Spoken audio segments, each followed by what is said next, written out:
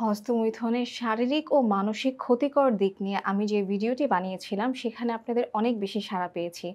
অনেকের কমেন্টের একটি কমন প্রশ্ন ছিল যে, "ম্যাডাম, আমি এই অভ্যাসটিতে তো আসক্ত হয়ে গিয়েছি। এখান থেকে এখন বের হতে পারছি না। করণীয় কি?"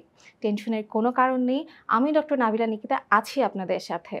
আমি আজকে আপনাদের সাথে শেয়ার করব আপনি এই বাজে অভ্যাস থেকে নিজেকে কিভাবে বিরত রাখতে পারেন। প্রথমত কারণটি জানুন। আপনি কেন হস্তমৈথুন থেকে দূরে থাকবেন এই কারণটি ভিতরে গভীরভাবে অনুধাবন করার চেষ্টা করুন। এর ক্ষতিকর দিকগুলো আপনার মনে, মনে আপনি নিজেকে বারবার মনে করিয়ে দেন। দ্বিতীয়ত, ব্যস্ত সময় কাটান। আপনি আপনার কাজে অনেক বেশি সময় ব্যয় করেন। আপনি নিয়মিত ব্যায়াম করেন, নতুন কোনো বই পড়েন, নতুন কোনো গঠনমূলক কাজ শিখেন অথবা ফ্যামিলি বা বন্ধু-বান্ধবের সাথে অনেক বেশি সময় কাটান।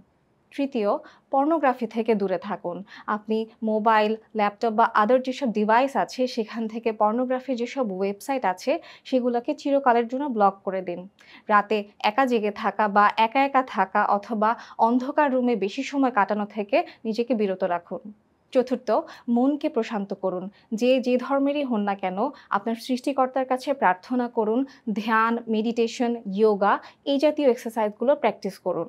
আপনার নিজেকে মনকে শান্ত করুন যাতে আপনার এই হস্তমৈথুন অভ্যাস থেকে বের হয়ে আসার জন্য কন্ট্রোল পাওয়ারটা বেশি হয়। ৫ নাম্বার, যদি আপনার কাছে মনে হয় যে আপনি নিজে, নিজে নিয়ন্ত্রণ করতে পারছেন না ব্যাপারটিকে, তাহলে আমরা তো আছি। আপনি অবশ্যই একজন চিকিৎসকের পরামর্শ গ্রহণ করবেন।